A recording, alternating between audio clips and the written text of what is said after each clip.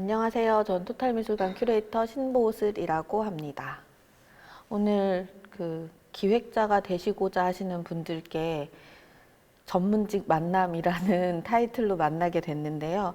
굉장히 고민을 많이 했습니다. 제가 사실 미술관에서 혹은 미기술계에서 큐레이터의 희망을 갖고 오신 분들을 희망을 꺾는 걸로 굉장히 유명한 큐레이터라서 여러분들한테 정말 희망 가득 찬 얘기를 해줄 수 있을까 좀 걱정이 되는데요.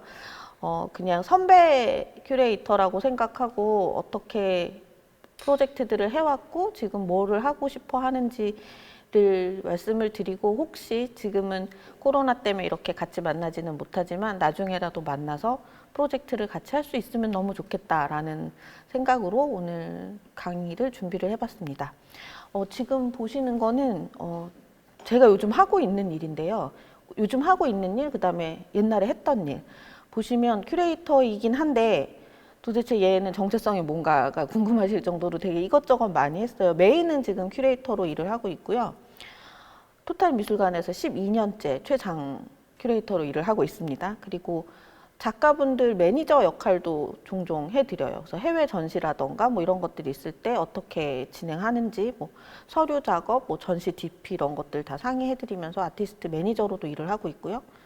그다음에 전시가 아닌 기타 프로젝트들도 많이 하고 있어요. 그래서 프로젝트 매니저 일도 하고 있고, 공공외교 쪽으로, 그래서 작가분들하고 해외에 나가서 어떤 일들을 우리가 같이 할 수 있을까, 뭐 인도네시아 지금 한 5년째 다니고 있고요. 그다음에 말레이시아도 다녀왔고, 그런 공공외교 차원의 일도 하고 있고요. 프로젝트를 하다가 제가 영화 PD로도 영화 PD가 되었습니다. 영화 PD가 돼서 다큐멘터리 영화도 프로듀서를 만들었었고, 그 다음에 이제 이런 좋은 일들만 하고는 먹고 살지 못할 것 같다라는 생각에 우리가 어떤 기업적인 부분들, 어떤 수익을 내는 부분들을 해볼 수 있을까라는 생각에서 사회적 기업에 대한 부분들도 요즘 고민을 하고 있고요. 이렇게 어쨌든 다들 연결되어 있는데 이렇게 뚝 떨어져 있는 애가 하나 있어요. 여기 보시면 주스 가게 주인. 제 주스 가게도 한번 해봤습니다. 제가 이 주스 가게를 아마 계속 했으면 지금 공차 사장님 무럽지 않게 됐었을 텐데 하다 보니까 너무 어렵더라고요. 그래서 차라리 큐레이터가 낫겠다 해서 주스 가게를 과감히 접고, 이제는 다른 데 사실 한눈 잘 안 팝니다. 그때 나가봐서 알았거든요. 세상이 녹록지 않다는 걸 나가봐서 알아서 요즘에는 그 전시 만드는 일을 전념을 하고 있습니다. 이런 여러 가지 것들을 이제 같이 말씀을 드릴 건데요. 간혹 오시는 분들 계세요. 저한테 꼭 같이 얘기를 하고 싶다. 큐레이터가 되고 싶다. 어떻게 해야 되냐. 뭐 이런 얘기들을 되게 많이 해주시는데, 그래서 제가 부끄럽지만 저의 인생에 이렇게 직장인으로서 일했던 거를 한번 해봤는데요. 이거 쓰면서 굉장히 마음이 울적했습니다. 98년부터 시작하더라고요. 저 20세기 사람이 맞는 것 같아요. 21세기 아니고 20세기 사람이 맞는데, 97년에 논문을 인터랙티브 아트, 미디어 아트로 논문을 썼어요. 그때 논문을 쓰고 났는데 미디어 아트로는 사실 일할 곳이 없었습니다. 일할 곳이 없어서 제가 그러면 어디든 일단 일은 해야 되겠다라는 생각에, 선배가 롯데화랑에서 하는 롯데 백화점에서 하는 롯데화랑에 인턴을 뽑는다고 하길래, 그래서 이제 거기를 갔죠. 제가 가서 일하겠다 했는데, 그때 98년인지 97년인지 약간 지금 헷갈리는데 호랑이 그림전을 하라고 하더라고요. 그때 호랑이 띠였어요.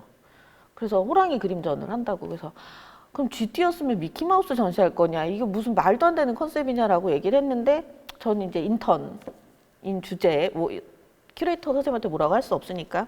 그래서 이제 저의 첫 전시는, 저의 전공은 미디어 아트였는데 저의 첫 전시는 호랑이 그림전이었습니다.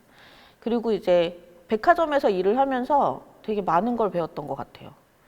전 그래서 사실 처음에 일하고자 하는 친구들한테는 큰 기업에서 일하는 것도 나쁘지 않다라는 얘기를 간혹 하는데요.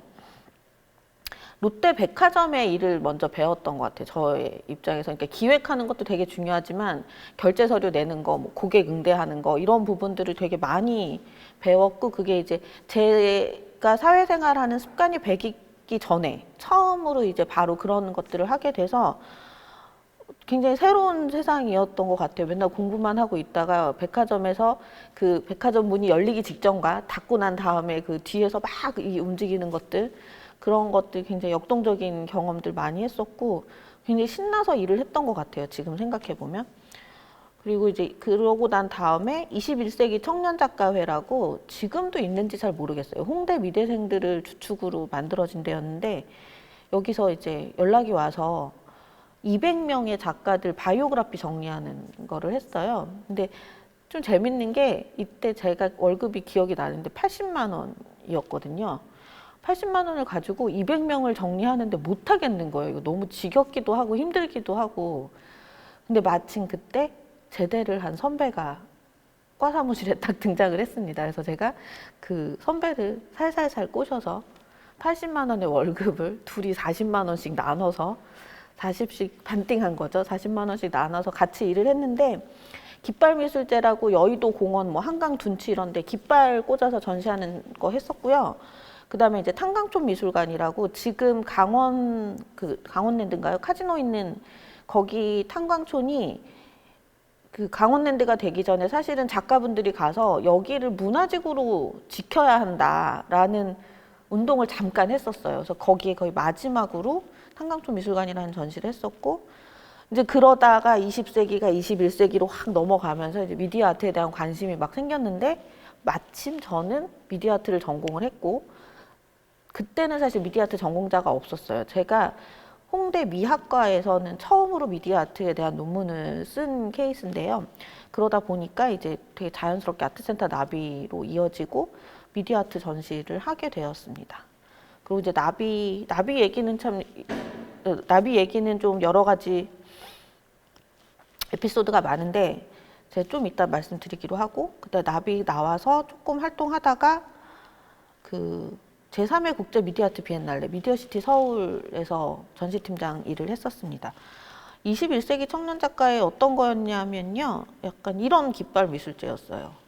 깃발에다 그리고 저희 나름 국제전하고, 근데 굉장히 편해서 좋았어요. 이렇게 깃발 받아가지고 그냥 걸면 되니까.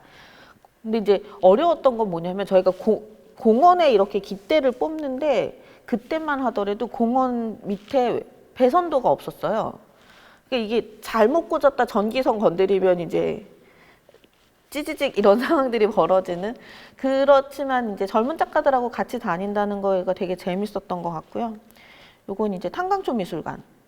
그래서 저희가 그러니까 탄광은 이미 폐광이 됐고 거기에서 이제 일하셨던 분 사택이 비어 있었는데 그 비어 있는 게 약간 뭐랄까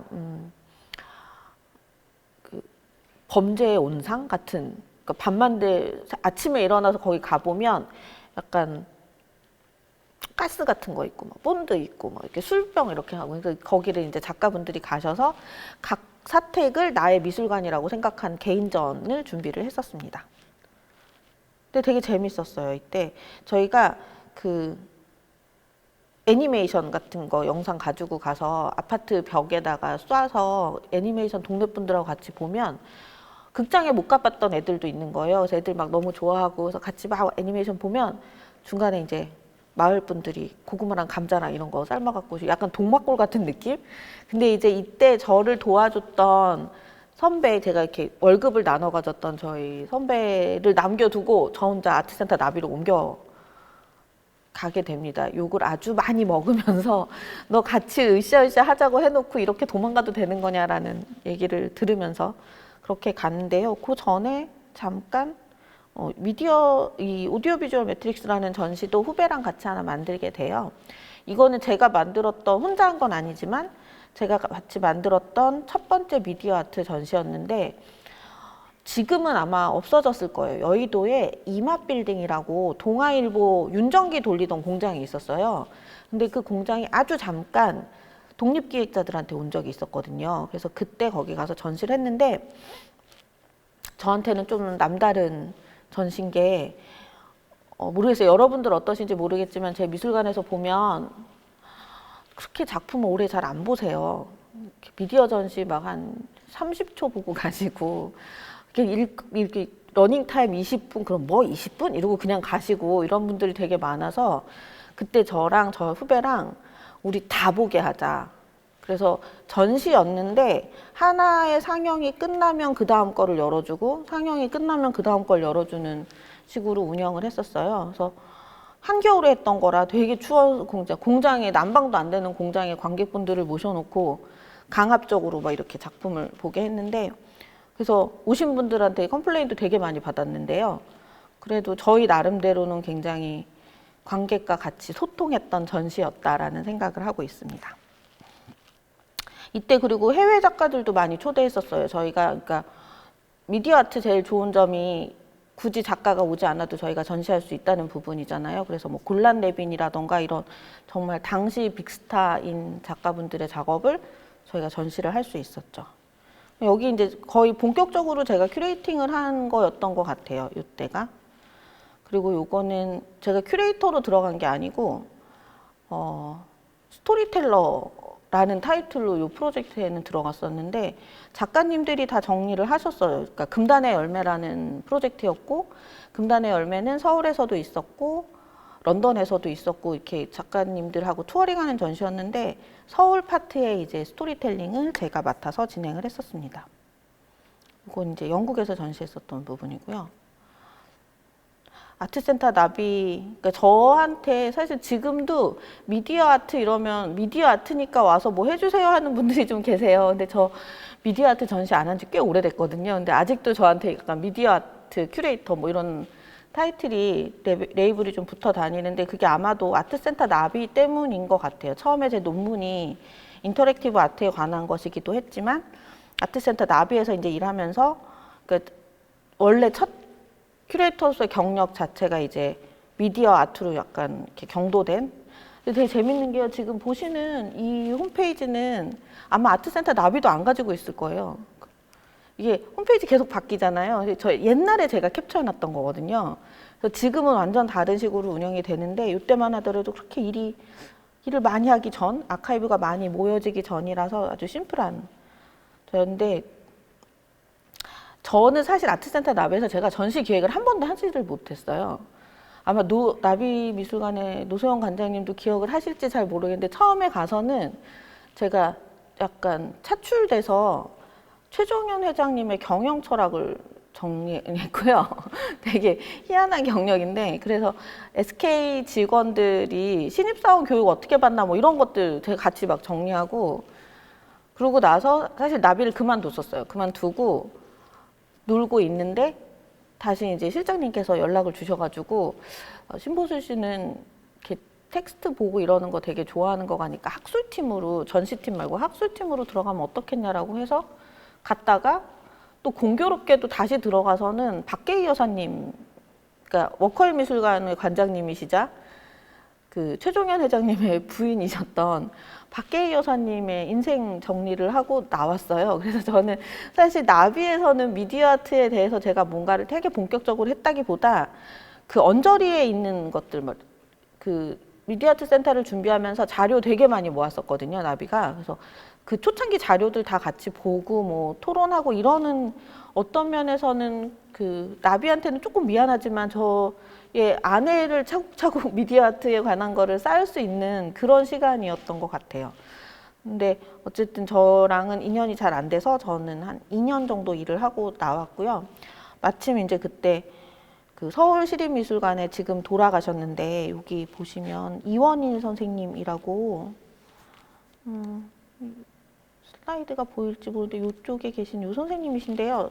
선생님 저한테 연락 주셔가지고 신보슬 씨 뭐하냐, 나비 그만뒀다는 얘기 들었다, 놀지 말고 같이 일해보면 어떻겠냐라고 해서 이제 미디어시티 서울에서 제가 전시팀장으로 일을 하게 됐었습니다.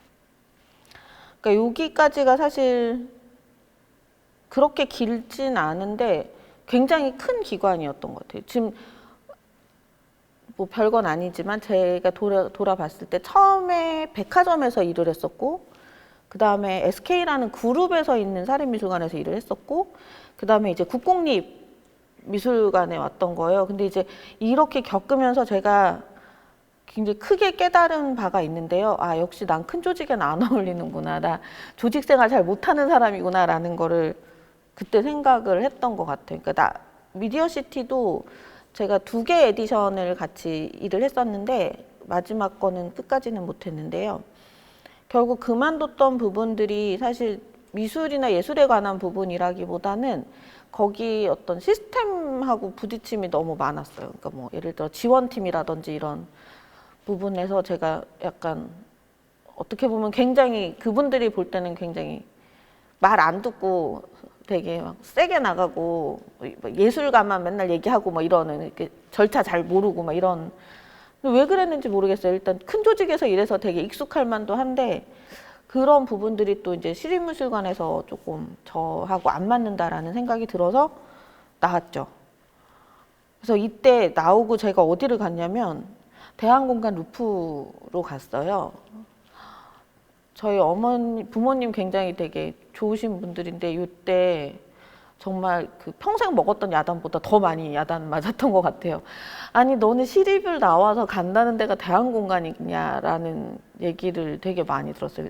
남들은 이렇게 볼 때 대한공간에서 이렇게 해서 국공립까지 차근차근 독립했다가 대한공간에서 일을 했다가 미술관에서 일을 하는 게 어떻게 보면 조금 더 자연스러운 건데 어쨌든 대기업에 있는 화랑에서 일했다가 대기업 미술관에서 일했다가 국공립 갈 때만 하더라도 그래 잘 하고 있나 보다 했는데 갑자기 대한공간이라고 하니까 되게 어이가 없으셨던 것 같더라고요. 아 그리고 그때 이 루프 가기 직전에 제가 아까 보셨던 주스 가게를 그때 했었어요. 사실 미디어시티를 그만두게 된 가장 결정적인 이유가 자고 일어났는데 몸이 안 움직여지더라고요. 눈은 깜빡거리고 시계도 보여지는데 사지가 안 움직여지는 거예요. 그래서 이러다 정말 죽을 수도 있겠구나라는 생각이 들었는데 그때 그렇게 스트레스가 되게 많았던 것 같아요. 그러니까 그 이원희 선생님이 저를 불렀는데 이원희 선생님 중간에 그만두시고 그 미디어시티 전체 작가가 저한테 떨어진 거예요. 근데 저는 사실 국제 전시 경험도 전혀 없었고 큰 전시 규모도 거의 잘 모르고 그냥 나비에 있을 때도 리서치하는 게 거의 제 일이었기 때문에 어느 날 갑자기 너무 큰 일이 떨어졌는데 제 딴에는 나는 작가를 대변해야 돼 막 이런 의무감도 있는데 조직은 잘 안 도와주고 뭐 이러저런 것들이 스트레스가 되게 많았던 것 같더라고요. 그래서 이제 눈을 딱 떴는데 사지가 안 움직이는 거죠. 한 20분 그랬던 것 같아요. 그래서 계속 나 이러다 계속 못 움직이면 어떡하지? 혼자 살고 있었는데 전화라도 해야 되는데 누가 전화를 해주면 받을 수는 있나 막 이런 만 가지 생각을 하고 있다가 이제 몸이 풀려서 병원에 갔더니 스트레스성이라고 얘기를 하더라고요. 그래서 그 진단을 받고 사실 정말 2번도 생각 안 하고 바로 그만뒀어요. 이게 뭐라고 라는 생각이 들어가지고 그만두고 좀 놀고 있는데 아는 선배님이 부동산 리테일을 하세요. 그분이. 그래서 자기가 건물 하나 지금 새로 정리하는 게 있는데 그 지하에 귀퉁이를 줄 테니 네 맘대로 주스 가게를 해볼래? 라고 얘기를 해서 나 이거 너무 재밌을 것 같다고. 그래서 거기다 작가 작품 걸어도 되죠? 막 이런 얘기를 하면서 주스 가게를 제가 맡아서 진행을 해서 2호점까지 냈었어요. 그게 지금 광화문에 하나 있고 하나가 저기 경찰청에 있는데 나름 되게 힙한 데다가 월세도 안 내는 조건으로 되게 잘 장사를 했었는데 너무 힘들더라고요. 일단은 저의 사회생활이 다 없어졌어요. 작가 밤에 만나고 뭐 이런 것들 다 못하고. 그러니까는 그게 또 다른 스트레스가 되고 그다음에 이제 제가 뭐 그 전날 굉장히 거하게 놀았다. 그 다음날 되게 피곤한데 장사를 하려면 4시에 가서 준비를 해야 되는 거예요. 그래야지 이제 출근하시는 분들을 상대로 주스를 팔아야 되니까 못 하겠더라고요. 근데 그걸 사실 집에다가 얘기 안 하고 제가 사고를 쳤던 거거든요. 그러다 집에 걸렸어요. 박사를 이제 그냥 놀 수는 없으니까 박사를 넣고 주스 가게를 하고 있다가 걸린 거죠. 근데 이제 또 너무 감사하게 저희 아버님께서 저한테 하나만 제대로 해라. 장사를 할래, 공부를 할래. 딱 이러셔서 정말 2번도 생각 안 하고 그때 공부하겠다고. 그리고 이제 주스 가게는 저희 사촌 언니가 받아가지고 아주 잘해서 돈 많이 벌고 넘겼어요. 그래서 저는 이제 그때 깨달았던 것 같아요. 그래, 세상에 쉬운 거 하나도 없다. 사실 나비 다닐 때도 그런 생각 되게 많이 했거든요. 그러니까 대기업에 다니는 사람들은 돈을 많이 벌어도 되겠다. 너무 힘들다, 여기. 그러니까 진짜 저는 사실 그 최종현 회장님하고 박계 여사님 정리하면서 나비 직원들하고도 일했지만 SK 직원들하고도 일을 같이 했는데 그 일의 강도가 좀 되게 다른 것 같더라고요. 그래서 아, 나는 적게 받고 이렇게 살란다라는 결정을 했는데 이제 그때 주스 가게를 하고 나서도 세상에 정말 공짜는 없다. 너무 힘들고 심지어 제가 이제 컨디션이 나빠서 매출이 이렇게 줄잖아요. 그러면 갑자기 제가 이렇게 인턴을 아주 매서운 눈으로 알바를 보면서 제가 뭘 잘못하나? 왜 오늘 매출이 이렇게 안 나오지? 막 이런 의심을 하게 되고 그러면서 되게 아, 이거 계속하면 안 되겠다라는 생각이 들었었는데 그래서 지금도 장사하시는 분들은 정말 되게 대단하다고 생각하고요. 특히 주스 가게에 가서 굉장히 저도 공손한 손님이 되는데 공차는 안 가요.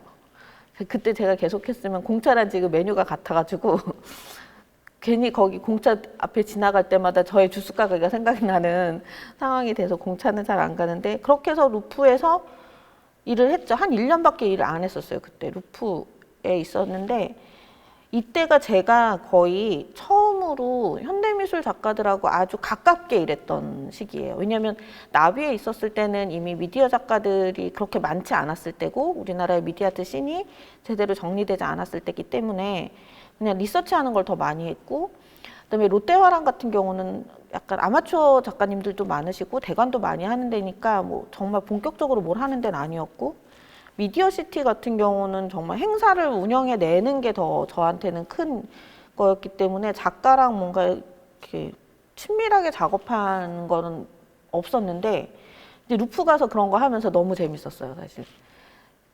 개인전 만드는 재미도 그때 알게 됐고 저는 지금도 개인전을 그룹전이나 기획전보다 훨씬 좋아하는데 그런 어떤 작가랑 같이 뭘 만들어가고 하는 부분들을 너무 좋아했었고 그 경험이 사실은 이후에 제가 프로그램 만드는데도 굉장히 많이 영향을 주는 것 같아요. 그래서 이제 1년 있다가 토탈미술관으로 왔죠. 2007년부터 지금까지 쭉 거의 한 12년? 되게 요즘 토탈 가족이냐는 질문도 되게 많이 듣고 아시겠지만 사실 미술계에서 이직률이 좀 높은 편이에요. 근데 저 같은 경우는 지금 되게 오래 근무하고 있는 편이라 그런 오해 아닌 오해도 사고 그렇습니다. 지금 미술관 많이 모양이 많이 바뀌었는데 몇 년 전에 입구고요. 그 저희 전시장 입구입니다. 전시장 입구는 많이 바뀌진 않았어요.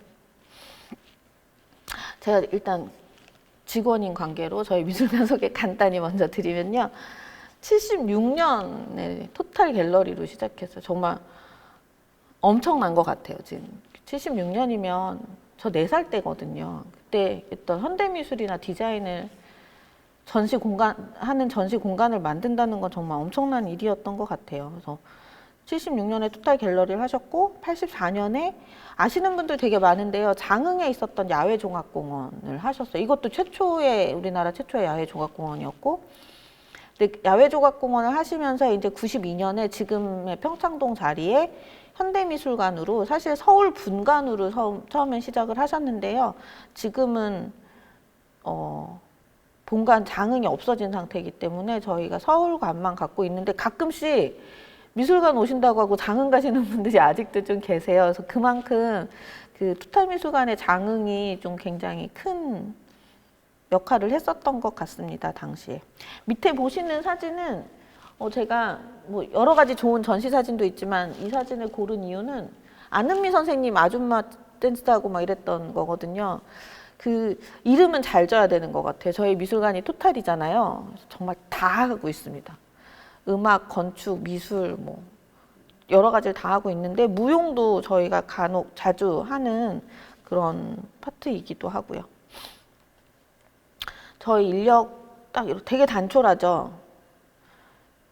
청소해 주시는 분 따로 없고요. 정말 저희가 다 하고 있습니다. 이 6명이 프로젝트를 다 진행을 하고 있고요. 그다음에 대신에 이제 바깥에 외부 협력사들이 많이 있어요. 근데 웬만한 경우에는 협력사들하고 보통 한 3년? 짧게는 3년, 길게는 10년까지도 같이 일하는 것처럼 되게 오래 일을 하고 있어서 뭐 이렇게 해주세요라고 했을 때 뭔가 이 교정 과정이 사실은 거의 없어요. 되게 네 맘이 내 맘이고 내 맘이 네 맘이, 특히 이제 디자인 같은 경우에 새로 일할 때 맞추기가 어려운데 저희는 굉장히 오랫동안 같이 하는 분들이 계십니다. 그리고 여기 장비의 미지아트 박 사장님은 저랑 2003년부터 일하셨어요. 그래서 되게 뭔가 같이 늙어가는 느낌? 지금 얼마 전에 두 아들이 군대 갔다가 제대해서 아버지랑 이렇게 같이 이 작품 설치 이런 것들을 하고 다니는데 정말 꼬꼬마 때부터 봤는데, 그러니까 그런 것들이 사실 좀 너무 좋은 것 같아요. 그러니까 매번 그러니까 내가 이만큼 줄 테니까 이만큼 일해줘라는 그런 관계가 아니라 진짜 이제는 완전 가족 같은 관계가 되어 있는 상황이라 굳이 막 다 설명하지 않아도 되게 잘 알아서 해주시고 그런 부분들이 되게 좋은 것 같다라는 생각이 들어요. 근데 이제 제가 이렇게 말씀을 드리면 저희 1년에 프로젝트가 보통 적을 때는 15개 정도 하고요. 많을 때는 18개도 하거든요. 18개, 19개까지도 하는데, 근데 인력이 지금 실제로 일하는 사람은 저 어시스트 큐레이터, 에듀케이터, 인턴 4명이거든요. 많을 때 5명? 그걸로 어떻게 이 많은 프로젝트를 하냐라고 하시는 분들이 되게 많으세요. 그거는 저희가 이렇게 자체 나름 시스템을 가지고 있어서인데요. 아마 여러분들도 일을 하다 보면 이게 각각의 일이 따로따로 떨어질 때가 있거든요. 그럼 일하기가 너무 힘들어요. 그러니까 이 일들이 연결돼서 진행이 되면 그러면 일을 훨씬 더 수월하게 할 수 있는데, 예를 들어 A라는 일과 Z라는 일을 하는 건 너무 힘들어요. 근데 A라는 일과 B라는 A-를 만들고 A-에서 B로 넘어가고 하는 것들은 어차피 일이 전개가 돼야 되는 거기 때문에 그런 경우에는 사실 프로젝트 하는 게 그렇게 어렵진 않더라고요. 그래서 이제 저희 나름대로 이렇게 기획 프로세스를 만들었습니다. 그래서 처음에 이제 사전 리서치를 하죠. 사전 리서치를 하면 이 사람이 어떤 사람인지 잘 모르기 때문에 저희가 일단은 만나야 한다. 우리 만나야 한다가 일단 그거고요. 그래서 이제 월요살롱이라는 곳에 초대를 합니다. 그래서 뭐 기획자의 경우에는 기획했던 것도 얘기를 듣고, 뭐 작가님의 경우에는 작업 얘기도 듣고, 그래서 이제 월요살롱에서 봤는데 이제 두 가지로 갈리죠. 아, 되게 좋은 작업이다. 같이 일하고 싶다. 뭐 이런 게 있으면 같이 일하고 싶다의 경우에 단기로 협력할 수 있는 프로그램들을 한번 해봐요. 전시까지 바로 가지는 않고요.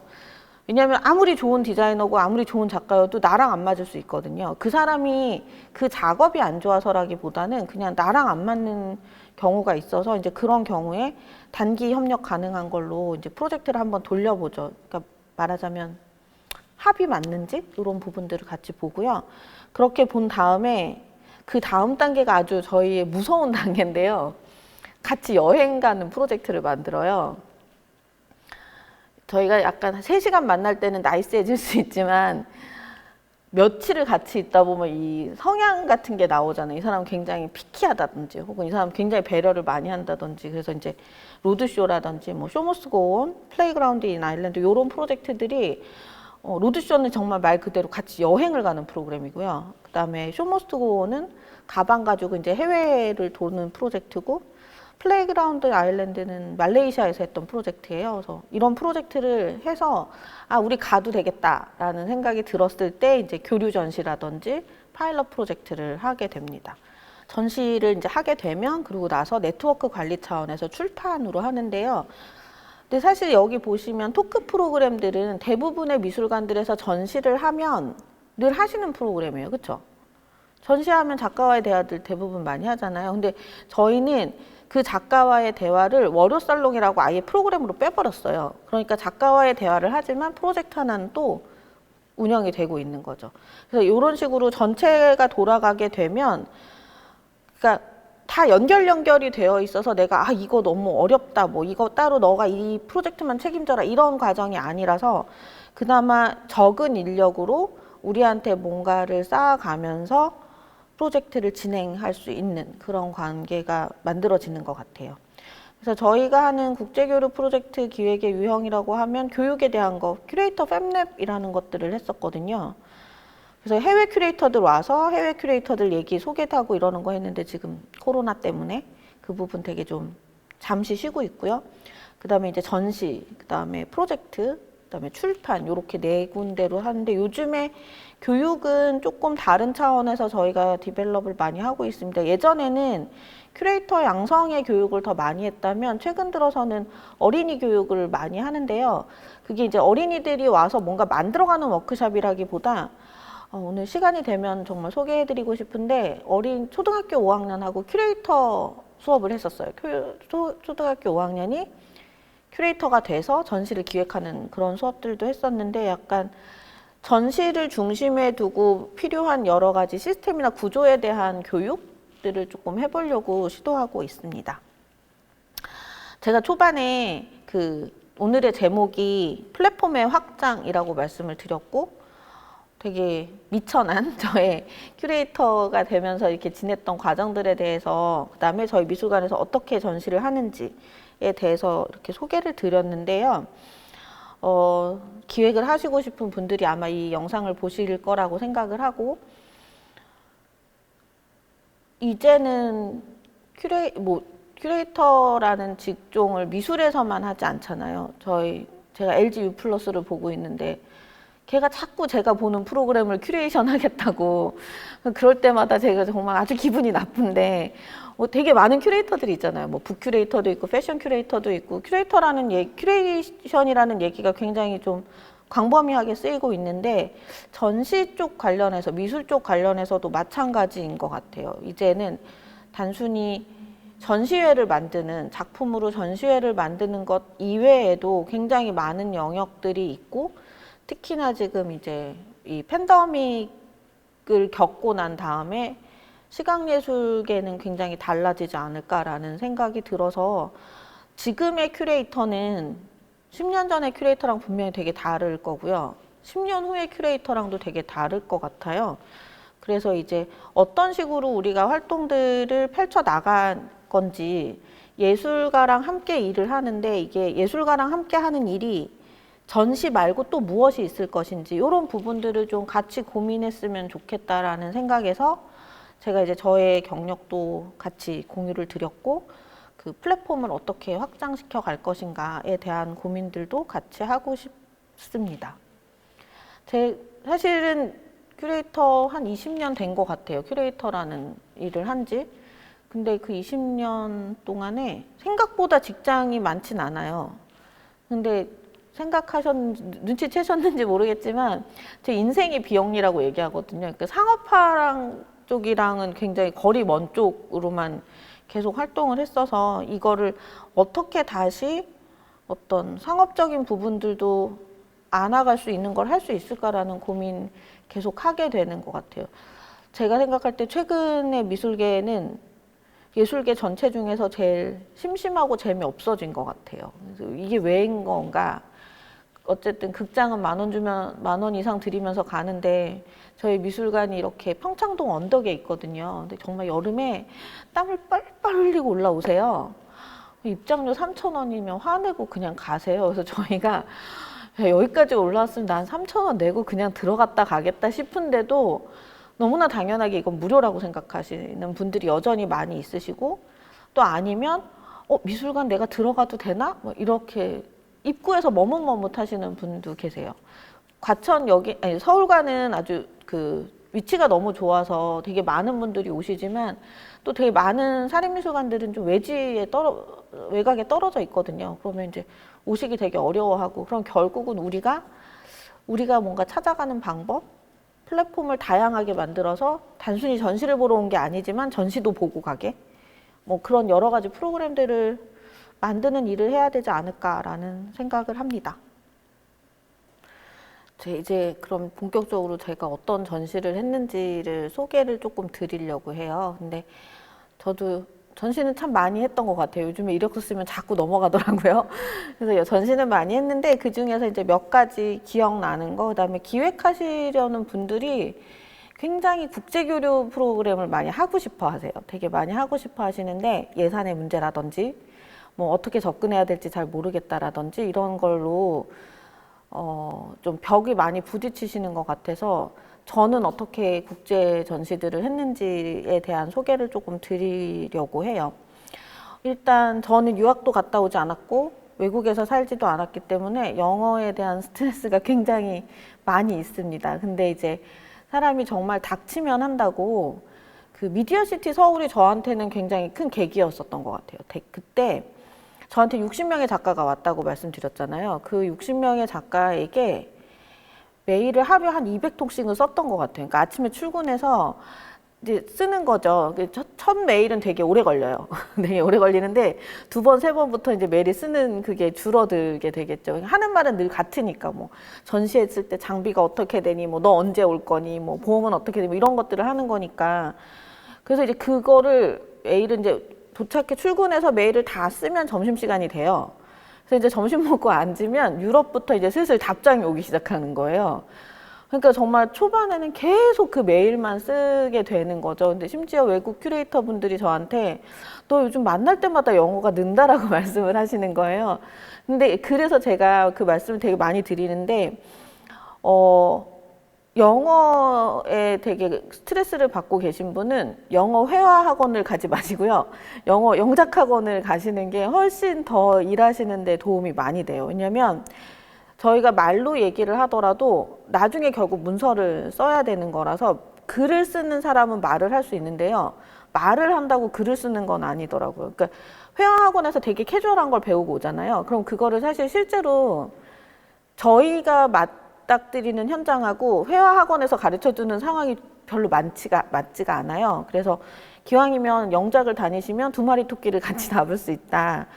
저도 그렇게 하면서 이제 영어가 되게 많이 늘었어요. 사실 그때 2년을 미친 듯이 메일을 쓰면서 영어가 되게 많이 늘었고, 그래서 사실 지금도 영어로 제가 제일 잘하는 게 영어로 싸우는 거 되게 잘해요.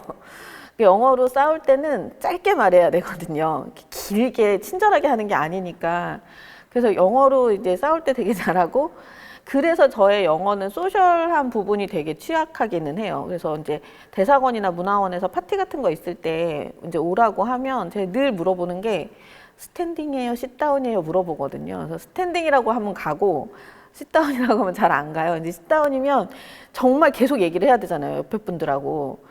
근데 또 제가 다른 사람한테 별로 그렇게 관심이 없어요. 그러니까 궁금한 것도 별로 없고, 그러다 보니까 같이 앉는 자리는 되게 어렵더라고요. 그렇지만 그건 굉장히 취약한 부분이지만 일을 하는 데에는 사실은 크게 지장이 없어서, 만약에 난 유학도 못 갔다 왔다, 외국에 경험도 없고 영어 울렁증 있다 뭐 이러시는 분들은 명작을 다니시면, 그리고 나중에는 저희가 쓰는 메일이 되게 비슷하기 때문에 눈 감고도 써요. 그냥 쓰는 일에 관한 부분들은. 그래서 그렇게라도 시작을 하시는 게 좋을 것 같다라는 말씀을 드리고요. 그리고 이제 제가 했던 엄청나게 큰 전시죠. 사실 안토니 문타다스의 개인전을 저희가 했었는데 엄청나게 새로운 경험이었어요, 저한테는. 왜냐하면 저는 문타다스 전시를 너무 하고 싶었고, 문타다스 작가님의 파일룸이라는 작업이 있는데요. 그 작업을 너무 좋아해서 전시를 너무 하고 싶었는데,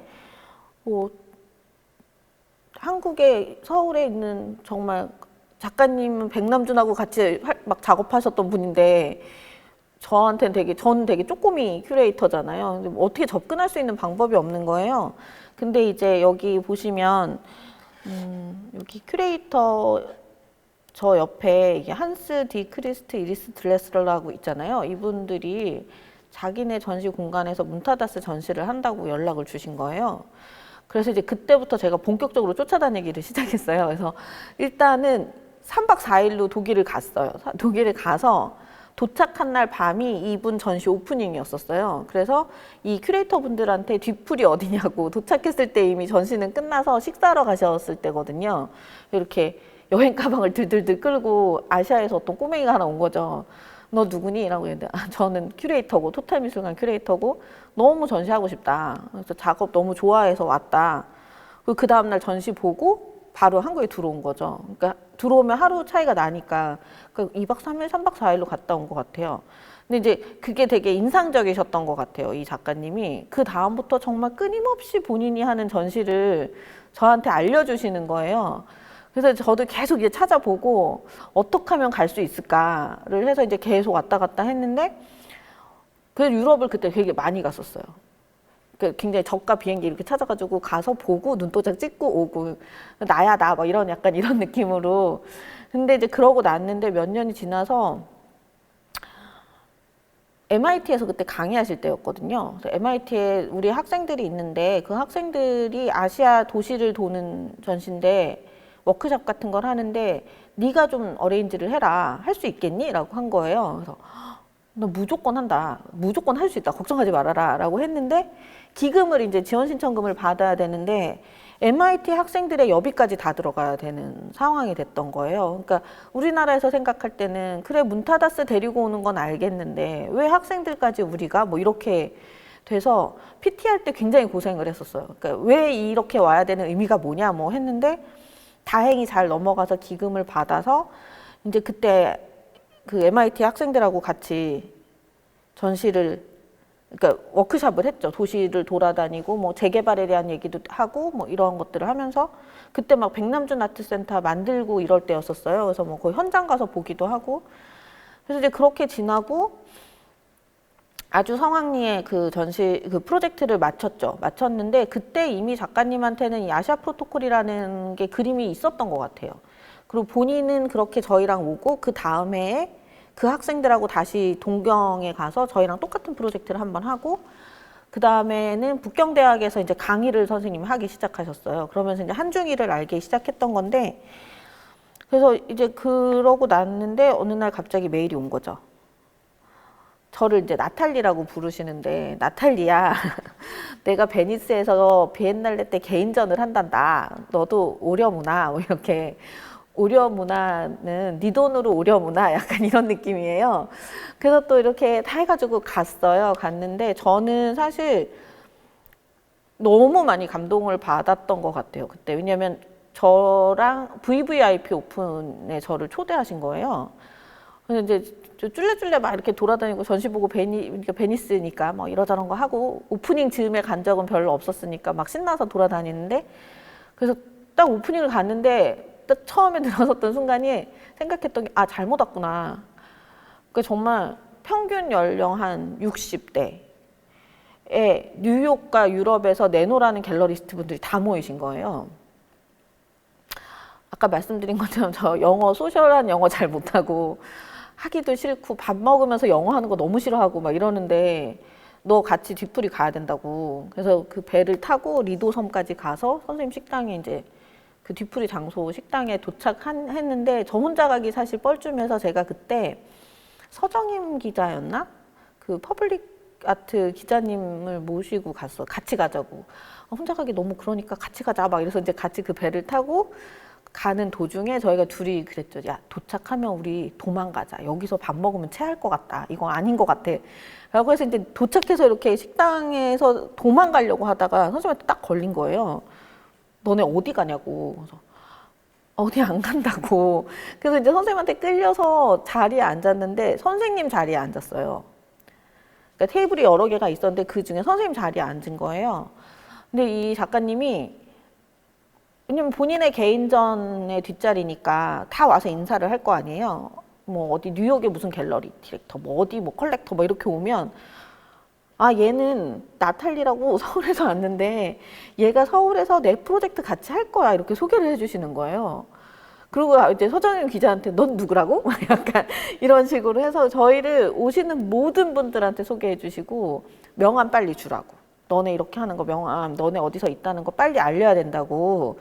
이런 데 되게 좋은 기회라고 하시면서 하는데 지금도 막 얘기하는데도 약간 소름이 돋는데요. 그때 되게 감동받았었어요. 그러니까 그냥 전시만 해도 되는데 사실 그렇게까지 이제 선생님의 입장에서는 그랬던 것 같아요. 그냥 내가 오라고 했다고 제가 정말 왔네 약간 이런 느낌? 제가 내 전시를 보러 독일까지 쫓아다니더니 뭐 MIT 애들하고 하는 프로젝트도 하더니 얘가 이걸 했네라는 기특한 칭찬도 좀 있었던 것 같고 그래서 이제 그 뒷자리가 끝난 다음 날 점심에 어디로 와라. 그래서 갔더니 자 이제 프로젝트 우리 전시 얘기를 하자. 그게 한 3년 걸렸어요.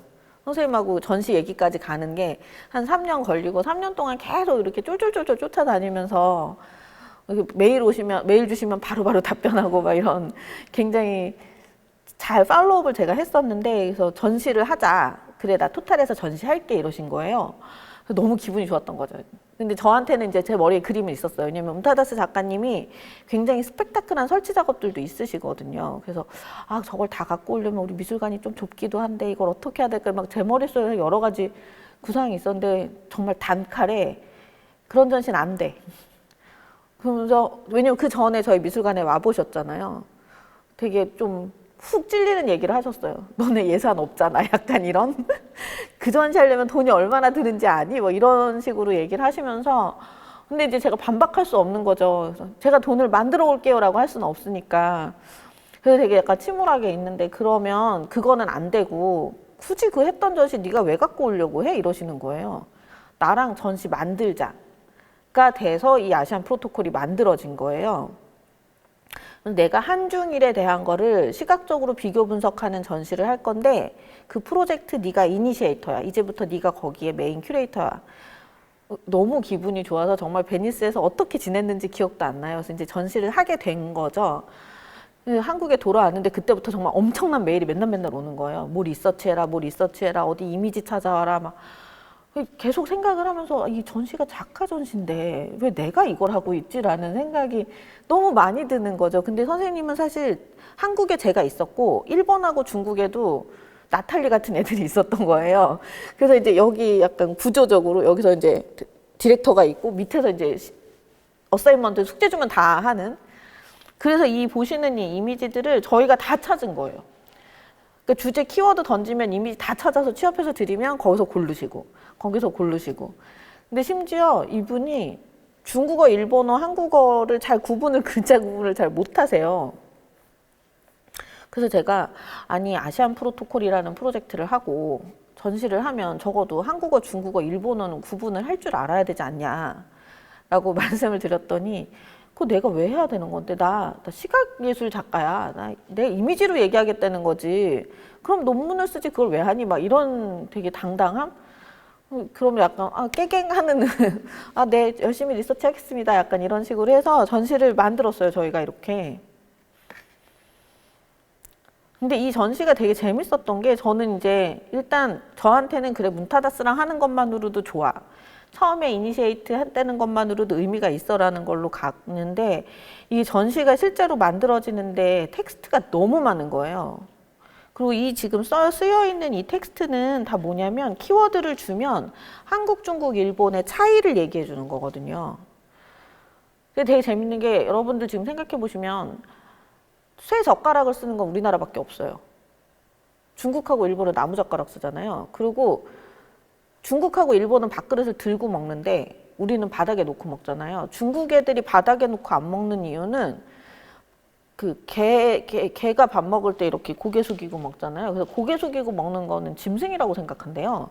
그래서 들고 먹는다고 하더라고요. 그러니까 그런 숙제들을 저희한테 다 내주면 저희가 그걸 다 리서치를 한 거예요. 그래서 들어가면 첫 방이 이렇게 이미지 하나도 없이 텍스트만 있는데 저는 그래서 이제 전시 오픈하고 할 때 망했다. 이거는 우리나라 관객들이 너무 안 좋아하는 전시다. 읽을 거 너무 많고 딱히 작품이라고 할 게 없는 거예요. 리서치 결과물들이 나오니까 이렇게. 그랬는데 의외로 어떤 상황이 됐냐면 너무 좋아하셨어요. 관객분들이. 너무 재밌어 하시는 거예요. 어려워하지 않고. 그래서 제가 그거를 이유를 찾아봤는데 자기들도 다 아는 얘기니까 재밌었던 거예요. 미술에 대한 어려운 얘기를 하는 게 아니라 뭐 북한에 대한 한중일의 태도 뭐 이런 식으로 나오고 뭐 교과서에 나오는 한중일의 모습 뭐 이런 것들이 하고 여기 보이시는 이 이미지들은 전부 다 인터넷에서 돌아다니는 것들을 찾은 거니까 그런 부분에서 되게 쉽고 재밌어 하셨던 것 같아요. 그리고 나서 이 프로젝트가 일본에서 전시를 했어요. 일본에서 전시를 할 때 문타다스 선생님께서 저희를 또 초청을 해주셨어요. 그래서 너네 꼭 와야 된다고. 나탈리 너네 꼭 와야 된다고. 너 관장님 데리고 모시고 오라고. 너네가 이 프로젝트의 이니시에이터였으니까 너네가 와서 꼭 인사해야 된다고. 근데 이제 그 일본 전시 했던 팀에서 예산이 너무 안 돼서 한 명밖에 초청을 못 한다. 그래서 관장님 초청 받아서 가시고 저 또 이제 자비로 가서 막 이렇게 했는데 너무 좋았었어요, 사실은. 그러니까 그러고 나서 중국까지도 이 한중일 이거를 전부 다 토탈미술관이 이니시에이터가 돼서 이 프로젝트를 진행했다가 됐고요. 도록이나 이런 것들도 다 저희가 해외 발송을 다 했고, 그리고 이제 올해 사실 몇 주 전에 또 엄청난 일이 벌어졌는데, 지금 이 문타다스 작가님의 전체 프로젝트 레조네 같은 걸 만드시나 봐요. 근데 프랑스에 있는 큐레이터 분한테 연락이 온 거예요. 그 전체 하는 책 프로젝트에 아시안 프로토콜이 되게 중요한 부분이다. 그래서 거기에 대한 걸 다시 정리해서 올린다. 그래서 다른 이 문타다스 작가님의 다른 프로젝트에 관련해서 되게 유명하고 훌륭하신 분들이 되게 많이 글도 써주시고 그랬는데 거기에 같이 아시안 프로토콜이 들어간 거죠. 그래서 사실 이 전시는 전시이기도 하지만 제가 작가랑 프로듀싱한 프로젝트라는 면에서 좀 의미가 큰 것 같아요. 그게 그냥 단순히 있는 작업을 갖고 온 게 아니라 제작 과정에도 같이 들어가고, 사실 하면서 중간중간에 되게 많이 싸웠어요. 심지어 이제 중국 베이징에서 하는 전시를 가지고 이게 정치적인 이미지가 되게 많아가지고 일본에서도 약간 문제가 됐었거든요. 그래서 그런 애들 빼고 움직이고, 중국은 더 하잖아요. 그 검열제도 이런 게 있어서. 그래서 이제 제가 상하이에서 하자. 베이징 너무 어렵다. 그랬더니 안 된다. 서울, 도쿄, 베이징이어야 된다는 거예요, 이 링크는.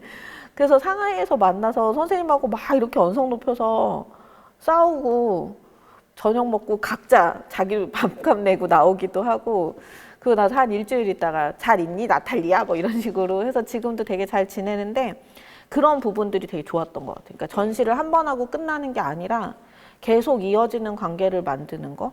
사실 제가 전시 그만두고 주스 가게 했었을 때 그런 생각도 했던 것 같아요. 도대체 이 전시가 의미가 도대체 뭐냐. 몇 억을 들여서 전시를 하는데 과연 이게 누구를 위한 전시인지 잘 모르겠다 라는 생각을 많이 했었던 것 같은데, 그리고 나한테 뭐가 쌓이는 게 없는 것 같은 거예요. 나 자꾸 뭔가 뱉어내는데 그래서 나한테 뭐 정말 좋은 사람이 내 옆에 더 늘어나는 건지, 아니면 계좌에 잔고가 되게 늘어난다든지, 뭐 둘 중에 하나는 있어야 될 것 같은데 아무것도 없는 것 같은 느낌? 그래서 이제 그만뒀던 거였는데, 이 프로젝트 할 때 그래서 되게 신났었어요. 그리고 이 전시가 너무 좋아서 선생님이 마지막 날 저희 관장님 댁의 주방을 점거하여 문타다스 선생님께서 저희 직원들한테 식사 또르띠아 같이 만들어줘가지고 같이 이제 정말 되게 화기애애한 엔딩을 했었던 전시입니다. 그래서 혹시 누군가 마음에 드는 작가님이 계시면 제가 볼 때는 그냥 치고 들어가도 되는 것 같아요. 그 한스 울리 오블리스트 책에도 보니까 그런 거 나오더라고요. 되게 좋아하는 작가가 있어서 작업실에 찾아가고 얘기하고 뭐 그런 얘기들이 되게 많이 나오는데, 작가분들은 그런 거 되게 좋아하시는 것 같아요, 실제로도. 그래서 이제 그런 식으로 제가 개인전을 만들었던 게 이제 문타다스가 있고, 그다음에 이제 뭐 덴파잡스키라든지 몇몇 작가분들 계세요. 다니엘 가르시아 안드와르라든지 이런 분들은 거의 다 정말 다이렉트로 나 전시하고 싶어로 정말 맨땅에 헤딩으로 했는데요, 먹히더라고요. 이게 의외로 그런 것들을 작가님들은 좋아하시는 것 같아요. 아, 얘가 이만큼 내 작업을 좋아하는구나, 얘가 이렇게 내 작업에 관심이 있구나, 그런 게 있는 것 같아서 안 그러면 이제 처음에 빠꾸 당할 수 있겠죠. 쟤 뭐니? 이럴 수도 있을 거예요. 쟤 뭐니를 한 3번 듣다 보면 이게 결정이 나겠죠. 저의 마음가짐으로도 아, 그만하자, 이제 됐다가 되든지, 내가 될 때까지 하겠다가 되든지. 기획자는 약간 그런 부분에 뚝심이 있어야 되는 것 같아요. 그러니까 왜냐면 전시를 만들다 보면은요, 안 되는 일들이 더 많아요, 사실 되는 일보다. 근데 그 안 되는 일들을 어떤 식으로 되게 하느냐가 사실 저희가 전시를 만들 수 있느냐 없느냐에 대한 부분이기 때문에 그런 거를 조금 해주셨으면 좋겠다. 그런 약간 깡단으로 좀 덤벼봤으면 좋겠다. 그러니까 저희 미술관에서 직원 인터뷰할 때, 인턴 인터뷰할 때 늘 물어보는 건데요. 정말 여러분들이 큐레이터가 되고 싶은 건지, 아니면 큐레이터 명함이 갖고 싶은 건지, 이거를 결정을 하셔야 되는 것 같아요. 큐레이터 명함을 갖고 싶으신 거면 조직에서 그냥 일하면 되는 거거든요. 근데 물론 그 두 개가 겹쳐지는 경우도 되게 많기는 하지만 안 겹쳐질 때도 사실 있어요. 내가 원하는 것이 못할 때 되게 많거든요. 사실 큰 조직에서 일하다 보면은. 그래서 이제 그런 거에서 내가 정말 하고 싶은 방향이 어디인가는 여러분들이 좀 생각하시고 이런 어떤 응모를 하셔야 되지 않을까, 지원을 하셔야 되지 않을까 생각이 듭니다. 그리고 그 다음에 하나는 이 액트 오브 보이싱이라는 전시는 또 되게 유사하게 맨땅에 헤딩으로 시작이 됐던 거였는데 되게 재밌게 프로젝트를 했고요. 그 국제교류나 이런 프로젝트는 최소 3년은 걸리는 것 같아요. 제가 경험한 바에 의하면 일단 서로를 알아가는 과정이 필요하고요. 그다음에 실제 만드는 과정이 최소 한 3년인 건데 이 액트 오브 보이싱은 처음 시작해서 마지막 엔딩까지 5년 걸렸던 거예요. 되게 재밌었어요. 그러니까 물론 그 5년 동안 이것만 한 건 아니죠. 사실 다른 것들을 하는 과정에서 아까 초반에 보여드렸던 그 도표 있잖아요. 그 흐름에 맞춰서 가는 건데 처음에 이런 거 하자라고 모였다가 최종 도록이 나온 것까지 5년 걸렸는데요. 원래는 이 비욘드 큐레이팅이라는 이 SNS에서 했던 행사가 있었어요. 근데 막 이렇게 찾아보니까 여기에 그 리서처들한테는 그 뭐죠? 입장료 같은 그 참가비를 안 받는다고 하더라고요. 그래서 뭐 항공비까지 주는 케이스가 있어서 응모를 했는데 됐어요. 그리고 이제 저도 계속 이 큐레이팅이 뭔지 잘 모르겠다라는 생각을 하고 있었을 때였는데 제목이 또 비욘드 큐레이팅 너무 확 땡기잖아요. 그래서 뭘까? 큐레이팅 비욘드는 막 이러면서 갔는데 이 팩트라는 PACT 여기가 그 현대미술이 아니라 현대무용하는 공간이에요. 이 전체 행사는 시각예술에서 오거나이징이 된 게 아니라 현대무용 쪽에서 퍼포먼스나 이쪽에서 그 오거나이징이 됐는데 되게 흥미로웠던 게 뭐였냐면 지금 유럽에서도 사실 큐레이터라는 이름 대신에 그 명함에 타이틀 대신에 프로듀서라는 타이틀을 쓰는 분들이 꽤 많으세요. 왜냐면 저희가 실제 만들어진 작업을 가지고 전시를 하는 일 못지않게 그 프로듀싱 작업에 들어가거든요. 작업할 때, 새 작업할 때 들어가는 그 PD 역할을 하는 경우들이 있어서 그래서 미술 쪽에서는 오히려 우리가 PD라는 거를 많이 쓰는데 이제 이 PD분들이 공연의 PD분들이 큐레이터의 명함을 쓰시는 거예요. 최근 들어서. 그래서 이제 그런 거에 대해서 얘기를 하는 거였는데요. 여기가 그 SN의 그 탄광촌 같은 거죠. 거기를 이제 문화직으로 바꾼 데인데 보시면 이렇게 여기 그 광부들이 목욕하던 목욕탕이고요. 그래서 보시면 이렇게 비누값 있었던 것도 그대로 둔 상태로 리노베이션을 한 거죠. 그래서 이제 마루 깔고 해서 갔는데 세상에 공짜는 없구나라는 생각을 이때 들었던 게 3일 행사였는데 9시부터 저녁 7시까지 세션이 계속 있어요. 어디 갈 데도 없어요. 여기는 그 어떤 단지 안에 있는 거라 도망갈 데도 없는데 그래서 7시 저녁을 먹으면 유럽 분들이시잖아요. 이제 그때부터 맥주나 이런 것들을 드시면서 또 오픈 디스커션을 하세요. 그래서 보통 끝나면 한 12시, 1시가 되는 거예요.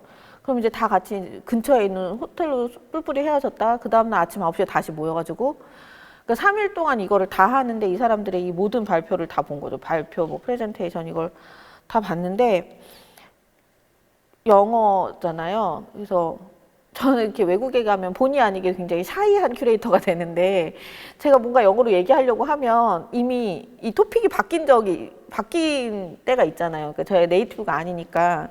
근데 어쨌든 입력하기도 되게 바빠서 이 출력이 많지 않아서 저한테 자꾸 너 왜 이렇게 샤이하니? 막 이런 얘기를 하는데 사실 그렇지는 않은데 그래서 그때 막 이러저렇게 해서 만났던 요 멤버들이에요. 요 분들을 그때 만났던 거예요. 이 코스민 같은 경우는 지금 홍콩에 있는 공간의 대표기도 하고 뭐 이분은 광주 비엔날레도 오셨었고 한국 쪽에서 많이 하는데 인도 큐레이터 분이시고 그래서 이분들하고 막 얘기를 하다가 그 마지막 날쯤인가? 이분들은 다 시각예술 쪽 메인으로 계셨던 분들인데 우리 큐레이팅을 그러니까 이게 어떻게 된 거냐면 시간을 베이스로 하는 작업들의 큐레이팅은 어떻게 할 것이냐라는 이슈였던 거거든요. 그러니까 타임 베이스드 아트 같은 경우에 왜냐하면 이게 대부분은 미술관에서 들어올 때 부대 행사로 들어오거든요. 근데 부대 행사가 아니고 공연이나 이런 것들을 퍼포먼스를 메인으로 돌리면 어떻게 될까? 뭐 이런 그거에 기획을 해보자가 된 거예요. 그래서 이제 독일에서 만났죠. 그 다음에 코어 그룹 미팅을 이렇게 해서 이때도 정말 20, 21, 22, 3일 동안 아침 8시부터 밤 1시까지, 새벽 1시까지 진짜로. 이분들은 그렇게 지치지 않으시더라고요. 계속 얘기하고 뭐 어떻게 할까 뭐 이런 이거는 그때 했던 뭐 시트 이런 거였고요. 정말 열띤 토론 끝에 액트 오브 보이싱이라는 전시를 만드는 거예요. 그러니까 보이스가 아니라 보이싱이거든요. 그러니까 목소리 내기에 대한 거를 하는 거라서 사실 되게 다양한 장르의 작업들이 다 들어올 수 있었고요. 이렇게 이런 공간에서 저희가 이런 전시, 이게 참여 작가들이에요. 엄청나죠? 그래서 이렇게 보시면 코어 그룹에 저 이렇게 같이 들어가서 기분 좋게 같이 일을 했고 프로그램 엄청나게 많았었어요. 근데 사실 저희가 이걸 해보고 나서 와, 이런 전시는 하면 안 되겠다. 너무 힘든 거예요. 정말 매일매일이 오프닝인 행사인 거죠. 그래서 이게 지금 기자간담회 했었던, 전시하고 기자간담회 했던 상황이고, 전시장 이렇게 그룹 투어 같이 했었고요. 그래서 이게 전시 장면인데, 이 공간이 굉장히 흥미로운 공간인 게요. 저희가 이 전시를 했던 공간이 어디냐면, 여기 보시면 요 공간이에요. 요 공간인데, 여기. 그냥 사각형이잖아요. 가로 30m, 세로 30m 거의 정사각형 공간인데 중간에 기둥이 하나도 없어요. 근데 그렇게 만드는 게 사실 굉장히 특별한 공법이라고 하더라고요. 그래서 그런 걸로 굉장히 유명한 공간인데 그래서 여기를 무대처럼 만든 거예요. 그래서 전시장 전체에다가 플로어를 하나 더 깔아서 그 위에다가 영상 작업들을 설치를 하고 그래서 이제 이렇게 보이는 거죠. 마치 이 영상 작업들이 무대 위에 배우인 것처럼 그리고 이제 관객이 올라가게 되면 관객도 이제 올라가지 않은 관객이 볼 때는 무대 위에 배우 같은 그런 이제 디스플레이를 저희가 했었는데 굉장히 좋았어요. 효과가 되게 좋았고, 그러니까 아무것도 안 벌어져도 사실 관객들이 움직이는 것만 하더라도 무대 위에서 뭐가 벌어지는 것 같은 씬을 만들어낼 수 있었고, 약간 이런 식인 거죠.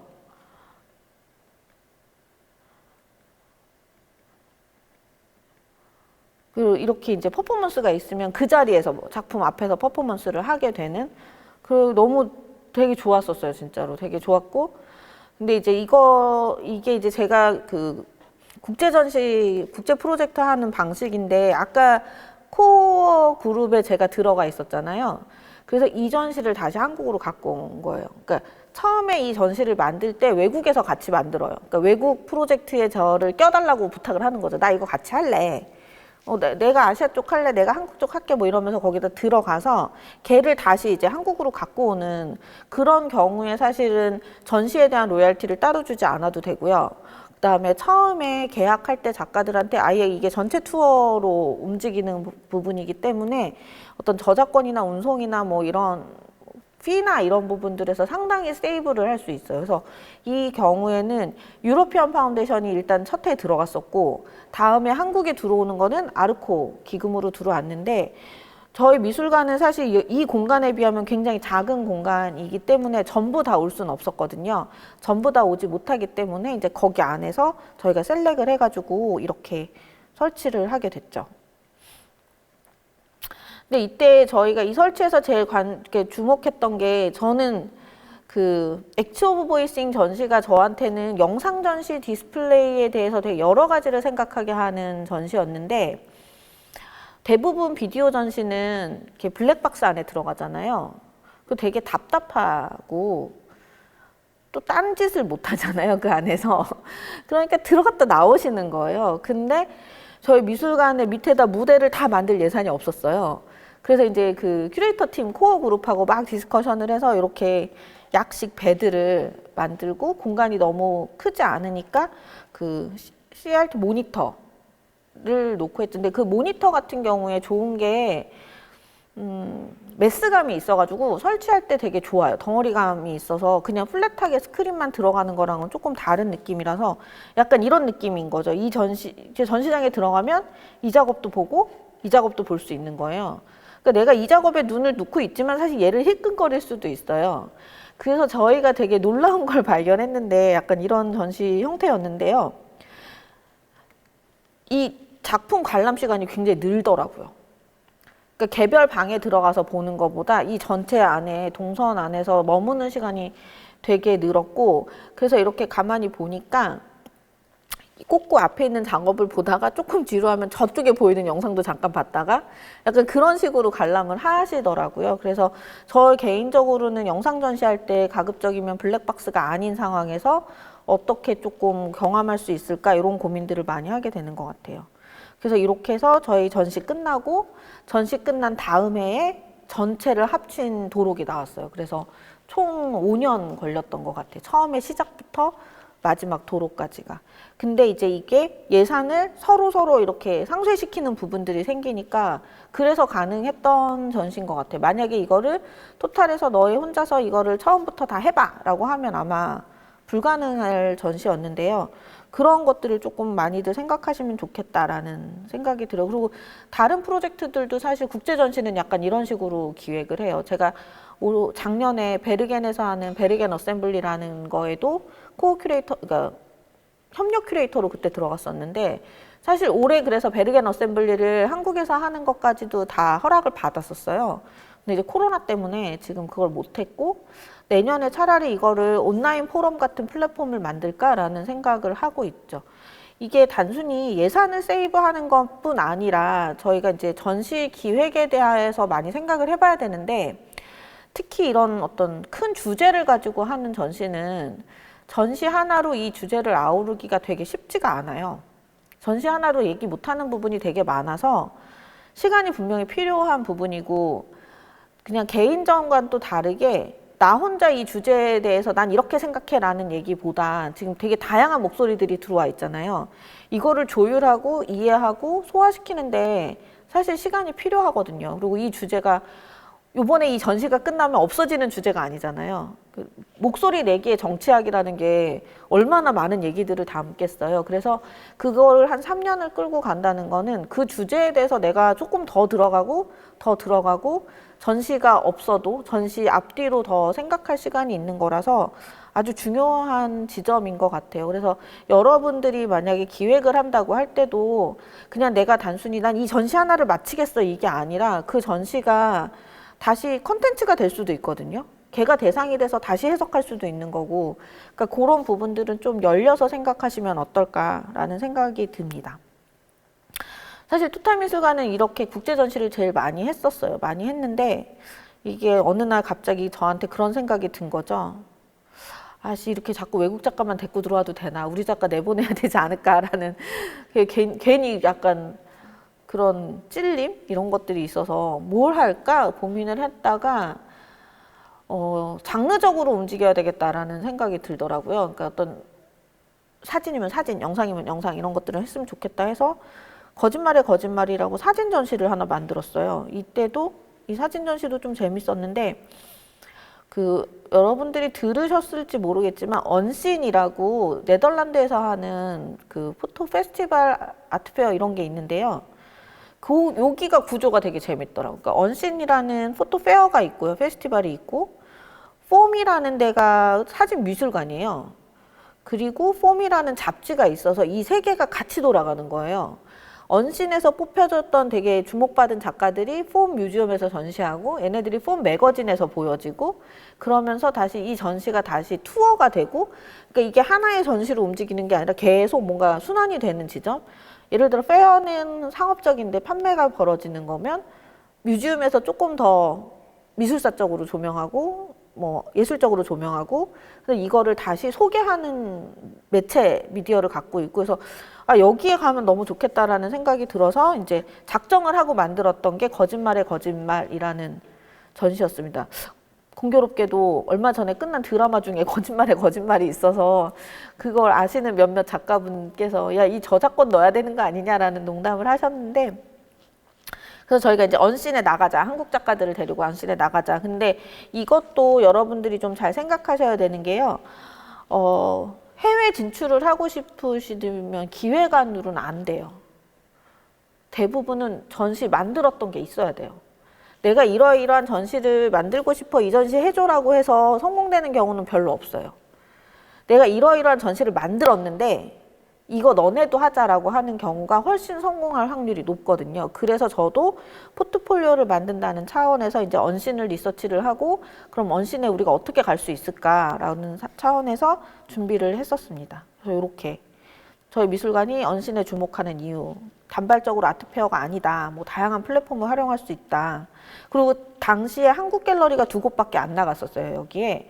그래서 우리는 갤러리로 참여하지 않고 특별전으로 참여해서 소개를 했죠. 이게 되게 재밌었던 것 같아요, 정말. 3일 동안 페어가 있고, 일주일 동안 페스티벌이 있고, 그 다음에 뮤지엄으로 가고, 그 다음에 매거진까지. 그러니까 이 순환 구조를 만든다는 게 사실 되게 중요하거든요. 우리나라 같은 경우는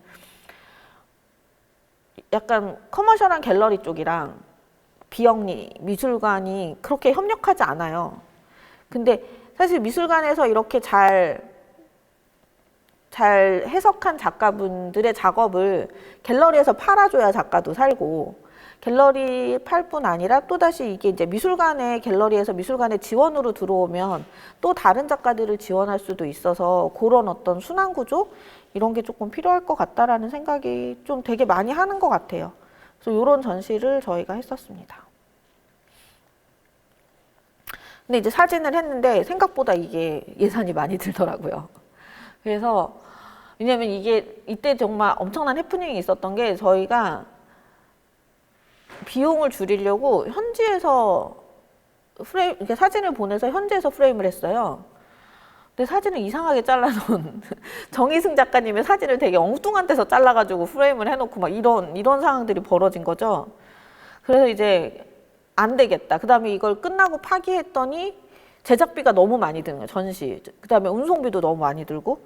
그래서 사진은 아닌가 보라고 해서 그럼 우리 영상으로 넘어가자라고 해서 그 다음에 했던 게 이제 비디오 시리즈를 저희가 했는데요. 2017년부터 지금 미술관, 저희 토탈미술관에서 하고 있는 것도 이 시리즈인데, 비디오 포트레이트 1을 저희가 한국 작가로만 했고요. 그 다음 비디오 포트레이트 2를 저랑 외국 기획자랑 같이 했고요. 그래서 외국 작가로만 했고, 그 다음에 비디오 포트레이트 2.5라고 해서 이마프에서 영상회를 가졌었고요. 그 다음에 오브니 페스티벌이라고 니스 가서 또 이 전시를 했어요. 그리고 로마의 비디오 줌이라는 데랑 말레이시아 섹스디 이렇게 해서 되게 많이 전시를 하게 됐는데, 확실히 영상 작업이 좀 하기가 수월한 부분들이 있어서, 이게 저희 처음에 했던 이제 비디오 포트레이트 1이었는데, 이때도 저희가 전시장 설치할 때 약간 이런 부분들을 고민을 많이 했어요. 그러니까 화면이 갇히지 않고 화면이 이렇게 공간에 동동 뜨는 느낌이 나는 설치를 많이 생각을 했었고, 그 다음에 이제 비디오 포트레이트 2의 경우에는 이제 외국 작가들, 이때 게리 힐 작업 전시를 했었고,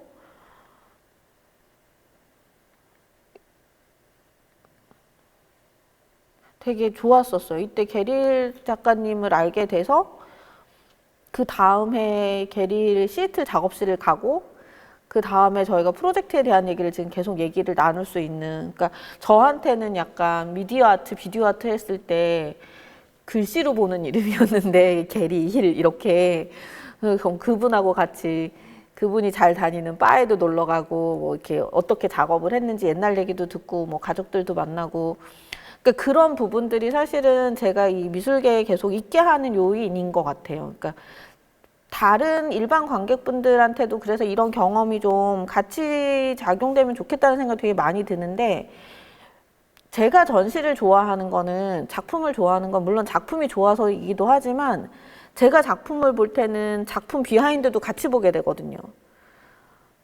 그냥 책에서 봤던 게리 힐이 아니라 제가 알고 있던 게리 힐이라는 사람과 게리 힐의 작업이 이렇게 만나지는 부분인데, 근데 일반 관객분들한테는 그럴 기회가 거의 없잖아요.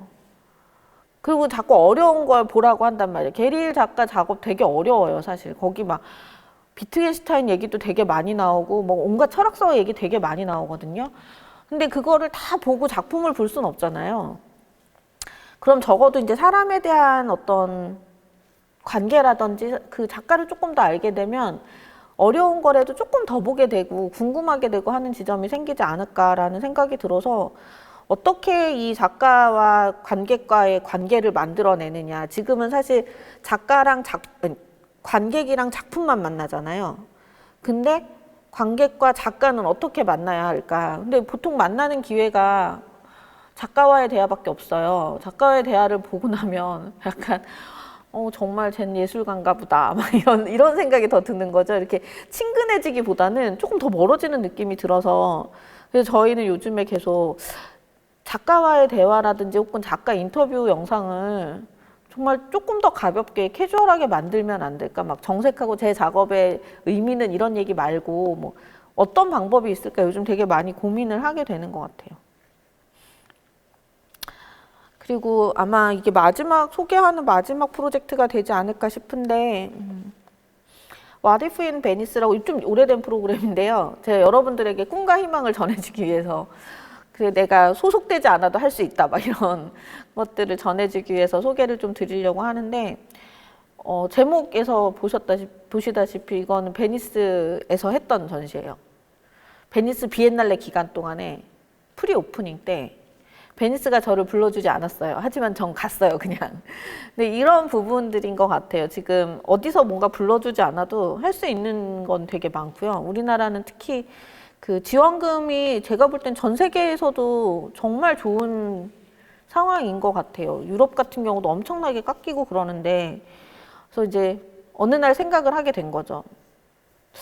내가 베니스 비엔날레 한국관 큐레이터가 될 확률은 굉장히 없는 것 같은데, 나랑 되게 친한 작가들이나 내가 좋아하는 작가들도 베니스 비엔날레 한국관에서 전시할 일이 거의 없을 것 같은데 그럼 그냥 가볼까? 라는 생각이 들었던 거예요. 그리고 그때 그 문타다스 전시 때문에 봤던 베니스 비엔날레 오프닝이 저한테는 조금 되게 충격이었던 것 같아요. 그러니까 그 많은 전시가 벌어지는데 너 왜 왔니? 뭐 그러면 나 그냥 전시 보러 왔어 하는 것과 너 왜 왔니? 나 전시 있어 하는 거 되게 다르잖아요. 몇백 개의 전시가 일어나기 때문에 다 보지도 못해요, 사람들은.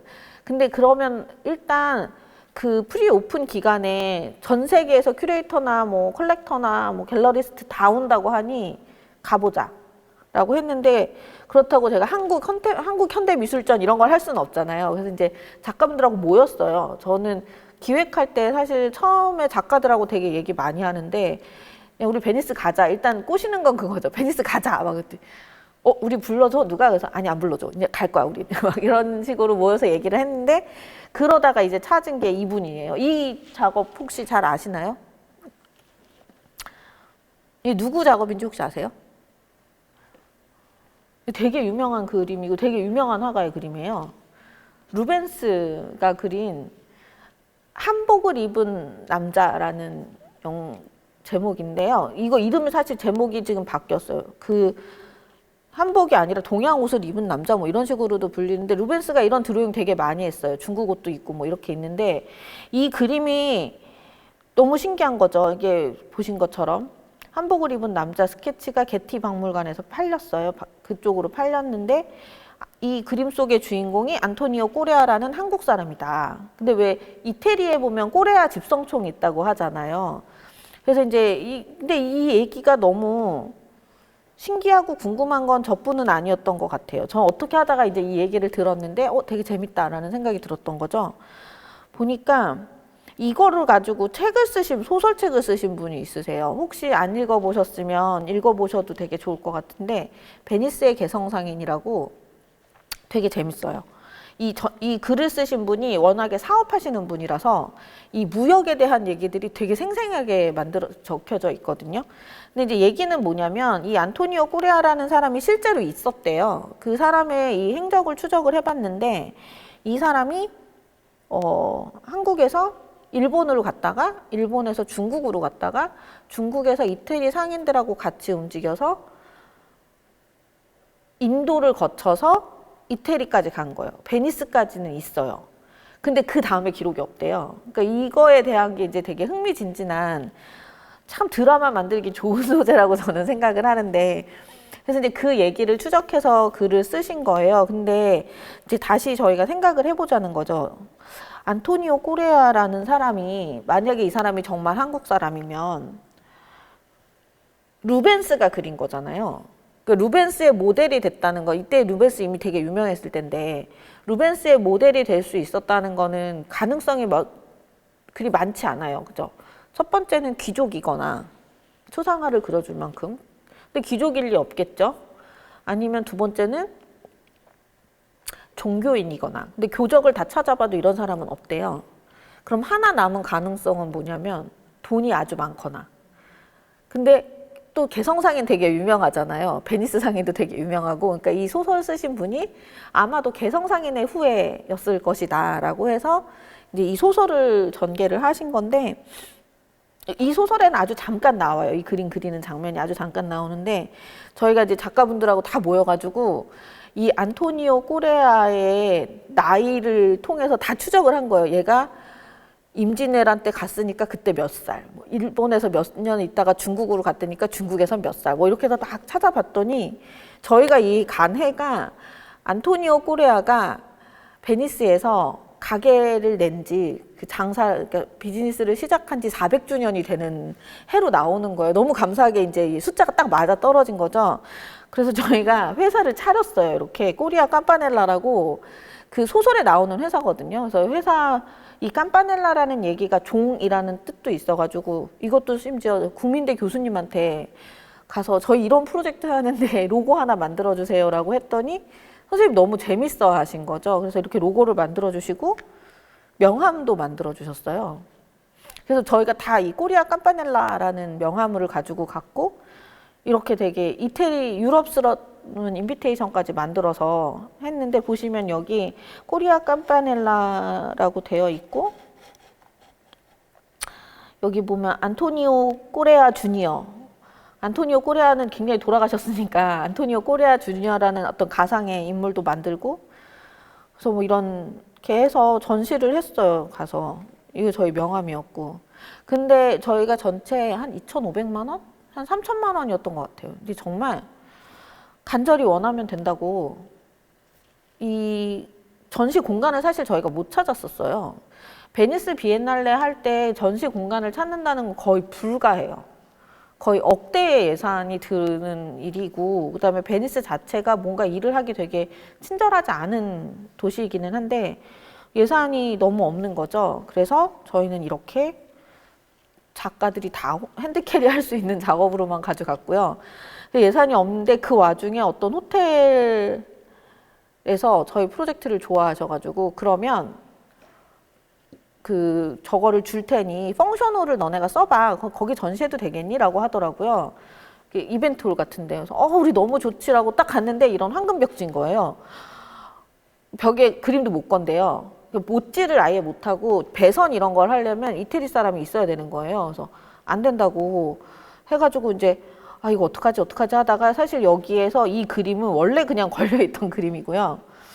요건 장지아 작가 작업. 그래서 그냥 이 펑셔널을 그 꼬리아 깜파넬라 사무실이라는 설정으로 해서 저희가 관객을 유인했던 건 무료 와이파이로 여기서 와이파이 쓰실 수 있다. 근데 이제 저희의 미스가 뭐였냐면, 이게 호텔에서 하니까 저는 사실 너무 신났었어요. 왜냐면 방 한 명에 2명씩만 있다고 해도 거기에 객실이 200개니까 그럼 400명이 우리 전시에 관객인 거잖아요. 베니스에서 그렇게 사람을 모으기 어려운데 전시가 많으니까. 근데 딱 가서 봤더니 조식 시간에만 있는 거예요. 그 얘기는 저희가 조식 시간에 이 전시를 열어야 사람들이 본다는 거잖아요. 근데 이제 너무 비싸서 베니스에 못 머무르고 다른 데서 왔다 갔다 했거든요. 그러니까 5시에 일어나서 가야 6시에 준비하고 조식 시간에 이걸 열어놓는 거죠. 그래서 작가님들이 제발 이제 이런 거 하지 말자, 우리 그냥 제대로 전시장에서 전시하면 안 되겠냐 뭐 이렇게 하셨는데, 그래도 나름 이때 성과가 되게 좋았어요. 저희가 전시한 공간에 현지 베니스에 있는 학교 선생님들도 오셨고, 이거 끝나고 난 다음에 여기에 있는 모자이크 학교에 작가분들이 레지던시도 가서 하시기도 하고, 근데 저희는 어차피 그냥 소개한다가 목적이었기 때문에 그런 면에서는 굉장히 잘 진행이 됐던 것 같아요. 그래서 이렇게 현지에 있는 작가들이 가서 설명도 다 해주고, 이분 손님이셨는데 이게 원성원 작가님 거 작품을 100조각으로 쪼개가지고 원하는 부분을 갖고 가되 내가 이걸 왜 원했는지를 다시 써서 놓고 가고 뭐 이런 식의 아주 작은 물물 교환 이런 부분으로 해서 전시를 저희가 진행을 했었죠. 근데 이제 이때 사실 그 대관료만 한 2천만 원 냈던 것 같아요. 전 무료인 줄 알았어요. 걔가 그 남자가 막 너무 좋아하면서 아 그래 이런 전시 해야지 우리가 해줄게라고 해서 무료인 줄 알았더니 나중에 야 2천만 원 해서 역시 베니스 상인도 개성 상인 묻지 않구나라는 생각을 했는데 되게 좀 재밌게 프로젝트를 진행했었고 이거는 이제 그 집이 아직도 이태리는 약간 그 패밀리 비즈니스가 있어서 그 집이 호텔을 3개를 갖고 있었어요. 그래서 이제 베니스 안에 2개가 있고 하나는 외곽에 있었는데 하나 이제 2개 있는 호텔 중에 하나가 전시를 하고 하나는 저희가 이제 삼성에서 후원 받아가지고 영상 작업들 돌리는 거를 로비에다가만 해놨는데 이것도 되게 흥미로웠던 게 로비에다 이걸 돌리는 것도 공공 장소를 쓰는 거라 그래서 저희가 하루에 2만 원씩 베니스에다 세금을 냈어야 됐어요.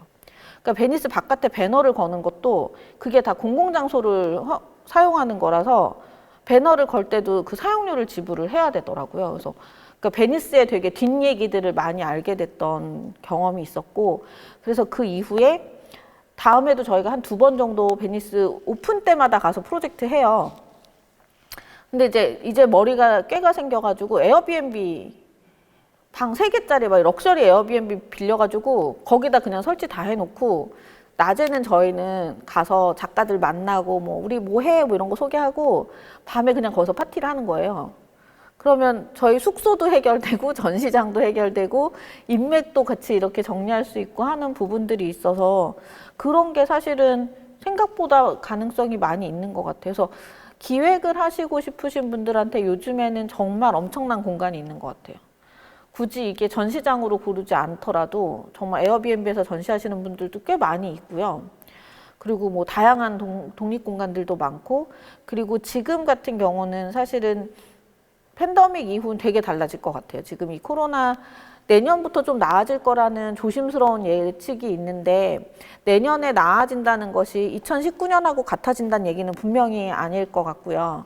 그리고 지금 이제 저희도 이렇게 온라인으로 만나지만 온라인 전시에 대한 고민을 다시 시작해야 되는 시점인 것 같아요. 저희가 2000년대 초반에 웹아트가 막 부흥했다가 지금 흔적도 없이 사라졌거든요. 지금 이렇게 많은 것들을 지금 인터넷에 올리고 있는데 이거를 언제까지 갖고 있을지, 그 다음에 이거를 언제까지 이런 방식으로 하는 게 맞는지, 그러니까 온라인 전시가 전시를 사진 찍어 올리는 게 온라인 전시냐, 그걸 아닌 것 같거든요. 그러니까 웹이라는 공간을 우리가 어떻게 이해하고 거기에서 작품을 어떻게 해석해서 올리느냐에 대한 부분이라서 어떻게 보면 지금 여러분들은 되게 좋은 시점에 와 있는 것 같아요. 그러니까 시스템이 완전 바뀌어지는 시점이라서 뭘 해도 다 해볼 수 있는 상황이라 굳이 미술관이다, 뭐 독립공간이다, 뭐 이런 화이트 큐브다, 블랙박스다 이런 것들 아닌 되게 좀 다양한 방식으로 생각을 좀 확장시켜 가시면 할 수 있는 것도 되게 많고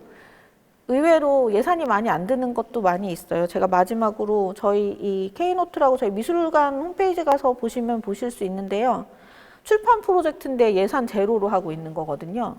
작가분들이 영어 텍스트가 있어서 저희가 그 영어 텍스트를 받아다가 다시 그냥 디자인만 앉혀가지고 해외 큐레이터들한테 그냥 전달해 드려요. 그럼 저희는 해외 큐레이터한테 연락할 수 있는 핑계가 생겨서 좋고 작가님들은 해외 소개되니까 좋고 예산은 없어도 되니까 더 좋고 그다음에 저희한테는 포트폴리오가 하나 더 생기니까 좋고 그런 부분들을 좀 다양하게 고민을 해보셨으면 좋겠다라는 생각이 듭니다. 네, 오늘 저는 여기까지 하고 마무리하겠습니다. 혹시 궁금한 게 있으시거나 질문하실 게 있으시면 토탈 미술관으로 와주시면 좋을 것 같습니다. 감사합니다.